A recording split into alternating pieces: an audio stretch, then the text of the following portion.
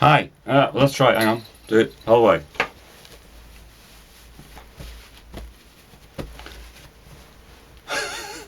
Hi, a couple of people asked me how did I make the video, come on it's Christmas, so I decided to make one to show you how.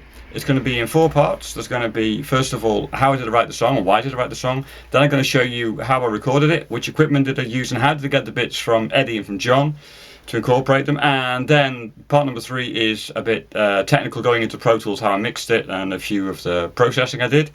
And then the last part is how I got it onto Spotify and how I made the rather simple video.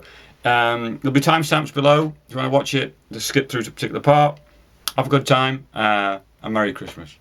I don't write actually many songs of my own yet, but I had this plan to get something out this year, and it got towards the end of the year, and I decided I really got to do something, and what works for me really good is a deadline. So Christmas is a perfect deadline, and I mentioned to a couple of other people I'm going to write a Christmas song, which also works for me because then you've got the incentive to actually go ahead and do the thing. And then I was a bit stuck, right, what are we going to do? So I knew I wanted it to be a catchy thing with a hooky melody, with lots of cliches in it, so snow and reindeers and Santa Claus and all that kind of stuff. And I knew it had to be something along the lines of the Wombles Christmas song, or Slade, or Gary Glitter, some of those kind of sounds I had in my head. You judge if it got near to any of them, but that was my idea. So I first of all got some of the words that I definitely want to include, tried to find out phrases that fitted. I jotted them down on a kind of notepad, and also when I walked the dog, I was kind of getting these phrases in my head to see if I could find a melody that would fit. And after a while, I got a kind of melody hooky bit for the chorus and some of the words for the chorus, noted that down, and right, that was going to be my framework. That's going to be the basis for it. And then I decided on the structure of the song, so that's going to be verse, verse, chorus, bridge, chorus, chorus with a modulation. So keep it short with a bit of structure in there so people can kind of, recognize it and sing along, hopefully. That'll be sleigh bells in it, of course, too. And that was my basis to start off. That's how I got it figured out. It took a while to get the words fitting together, to be honest, playing around with stuff. I also then sang it to a friend of mine. John came round, we played some music together, and we sang it together, or I sang it with him, and he played along with me. That helped me get the form for it, and it gave me the idea of particularly the melody of the bridge. And then I could go ahead and write it all out, get the words together, the structure together, because I knew going to be sharing with people to collaborate, and then I needed to give them the structure as well. So that was it. That was my start for the structure of the song, Come On, It's Christmas. Next on the recording. Well, I've got quite a bit of stuff hanging around in my own house to record.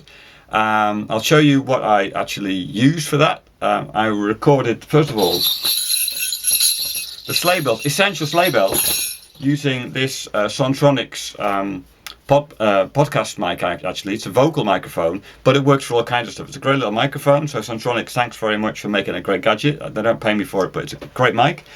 That I thought, it's red, Christmas, you got it. So we did that. That was that part. I recorded that on to a click track in Pro Tools using my trusty audio interface. I use one. Let me show you what I use. Focusrite 2i2. This is a 2nd generation gadget. 2 inputs, really simple. Plug it into USB port of my trusty old MacBook Pro, and it just works. It's great. So I plugged the microphone into here for the sleigh bells. I used various other microphones for different parts. I plugged my guitars into this. I used a Gordon Smith electric guitar, plugged direct into it. No amps, just an amp simulation, which I'll show later on. I also put in at that time some synthesizers on it using software synthesizers for the bells, some of the chimey bells, and I also wanted the piano in it, which I later took out. So all went through that. The bits I added external to that, I'll show you how we did that with a little bit of fragment of film of how we recorded SEM using a different audio interface, which I borrowed from a friend of mine, which has got more inputs so I can track off different mics, because we had a whole selection of microphones. I'll show you a couple of the microphones we used for that.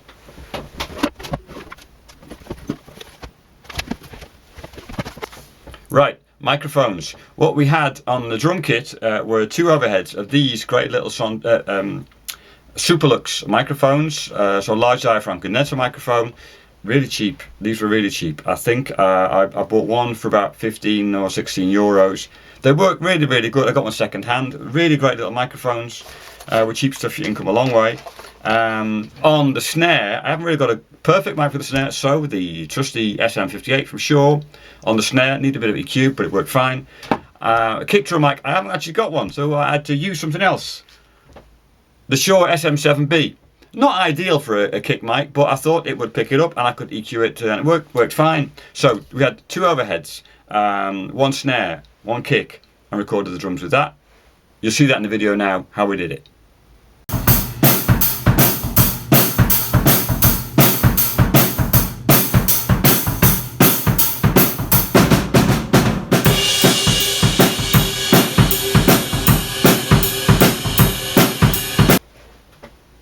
So that's how I got the drums all recorded.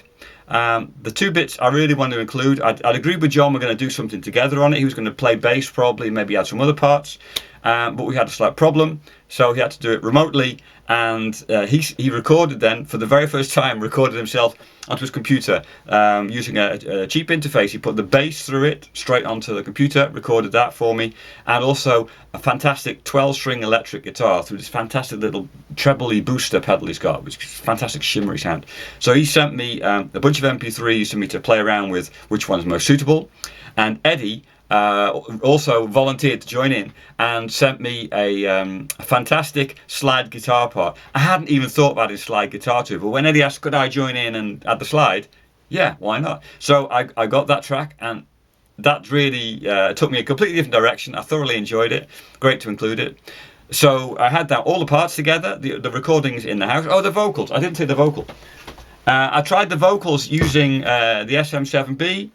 I wasn't happy with them for a long time, so then I used one of my, also a Superlux, slightly better quality than these ones. This one's a slightly better quality one, and I did the vocals with this one, with a pop filter in front of it.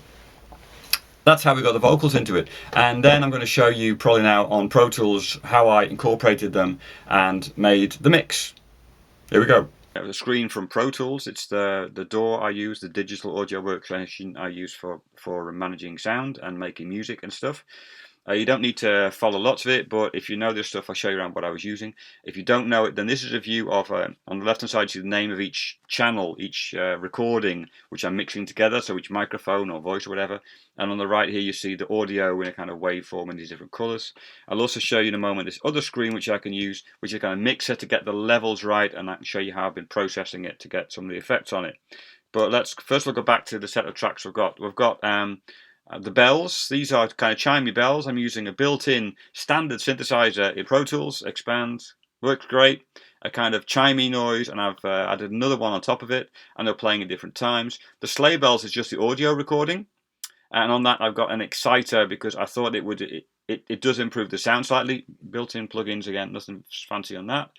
I recorded the electric guitar and added a few things on it. I added this, the SansAmp processor that sounds something like an amplifier, and then a compressor and EQ. So I added a bit of compression on it using stock plugins and a bit of an EQ, which I thought just to take out that band where I want it, a bit mid towards high-ish is what I wanted to get the track out of there. Eddie's slide guitar was actually out of the box fantastic. I did include a SansAmp thing on here to get a tiny bit of crunch, and also I also wanted this in here, a delay just to add a little bit of depth to the sound, and I'll show you also what I did with the reverb on these things later on. So that's Eddie. John's 12-string guitar, there's no processing at all, it's just put in the mix as it is. Fantastic, it's just these layered chords going in there. The bass, I added a bit of compression, and also you notice there's a parallel bass track. I've crushed the bass. I did this for a couple of reasons. I wanted to get a really squashed, compressed bass, but also in this one, I added, let me see, this one, the SansAmp, to take it really high because I wanted it to be audible if you listen to it on an iPhone. Otherwise, you can't do the low sounds out if you just play it on an iPhone. So I added a bit of high back to the low with the bass in here. Then here are the drums, which you can see overheads, No compressing, processing on the overheads, just straight in the mix. The kick needed a lot of EQ to kick the bass up, so a lot of EQ on the bass, and actually it added another EQ on top of it to put even more of that low. Also, I crushed the bass also for the same reason as for the bass guitar. So the kick drum was also crushed with a compressor and also with a distortion to make it audible on a small speaker, everything like an iPhone, which normally you can't hear. And the snare got a bit of EQ to get me just a bit more brightness. It was quite good with that SM58. Didn't need much processing at all. The vocals, as you can see, I put a whole bunch of stuff on there to try and improve my voice the way I sound it, feel it needs to be improved anyway. So I had the lead vocal, which is the main melody, but also I had a support lead vocal duplicating the lead, but then you'll see in a moment some automation where I fade it in and fade it out. I added the choir, which is fake. It's all software synthesizer. It's not a choir. I'm using Falcon, which has got some fantastic stuff in it. It's an incredibly complicated synthesizer. I use one of the standard O's to add into to that sound to get the choir joining in, and also added a bit of backing vocal with some crazy processing to join in on the chorus. That went into a harmony part for during the choruses. So those are my channels. These are the recordings, and what I'm going to do is play it back, and you can hear it while you see the processing going on in the background. So I'm going to switch to the screen for the mixer, and you see as on the left hand side you see the bells, guitars and stuff, and on the right hand side eventually the vocals and the master volume. I only used one channel for reverb, by the way. I did put 2 reverbs on it, which I'm sending stuff to from the different channels. Not all of them, but some of them. I'm going to start the track and you hear, and I'll show you some of the processing I added and some of the automation I added.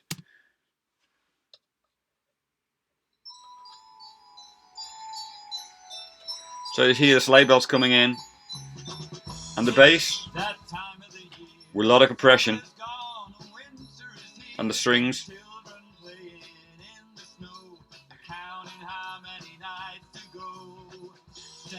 The slide comes in. I'm only sending not all of the bells to the reverb, so feeding the reverb, but the guitars are going in. Watch the automation on this.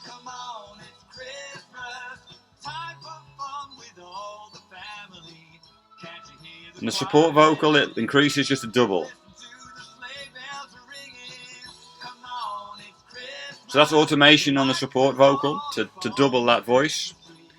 Also, what I added to automation was at a certain point you get the mentioning the sleigh bells, then you go a bit louder. And mentioning the choir, they also come a bit louder.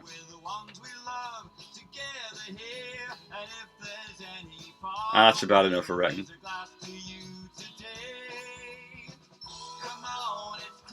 Kicking in, the choir coming in.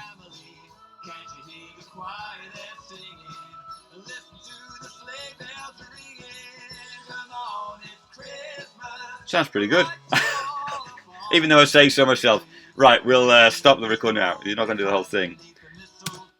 So that was basically how I did the mix. I got the levels right. If you don't know about mixing, there's also panning. These things here, these dials here, show where I'm placing each instrument in the image. So if something's to the left or to the right or in the middle. What I also do for the guitars, if I'm panning the guitar left, I get the reverb to pan from the right, and just to get a bit more depth in it. Probably nobody hears it except me, but I love to play around with this stuff. It's great fun. At the end of this whole chain, what I'm doing to get a mastered level, it's not really well mastered. It was put together quite fast. I use Ozone to do the mastering to get the limit right up to roughly minus 14 LUFS to give me an idea of what it's going to sound like when it goes out on YouTube. And I check that with this loudness meter. And that was my processing. So this was how I got the final MP3 and WAV file out of Pro Tools to be able to put onto the various streaming services. I'll mention that with a regular video rather than this screen. Right, see you in a minute. So that was it. That was how I wrote the song, recorded the song together with the other guys and put it out there. once I got my MP3 and WAV file finished, I used DistroKid for distribution. It's a great service, really simple to use. You upload your file, your artwork, and they manage the rest to get out on Spotify and Apple. It's fantastic. It works really, really nice. I didn't get them to put it onto YouTube because I wanted to do that myself. Otherwise, you get 2 copies out on YouTube with the same track. And to make the video for this, I just used Keynote, which is like PowerPoint on Apple, and made a simple presentation package, and with the lyrics just on each slide. And then using OBS to record myself, I put the music on in the background and then just clicked through the slides in time with it. Took me 2 takes to get it in time. And then I had a video which I could put up on YouTube and then share that with everybody. So that was how I did the video. Hope it's been useful. If you've got a question about anything I did, drop me a question in below. And apart from that, I'd just like to wish you a very Merry Christmas. And also, if you want to make some music and put it online and share it with people, just do it. It's really loads of fun and not that hard to do. So have a very great Christmas time. Take care. Bye-bye.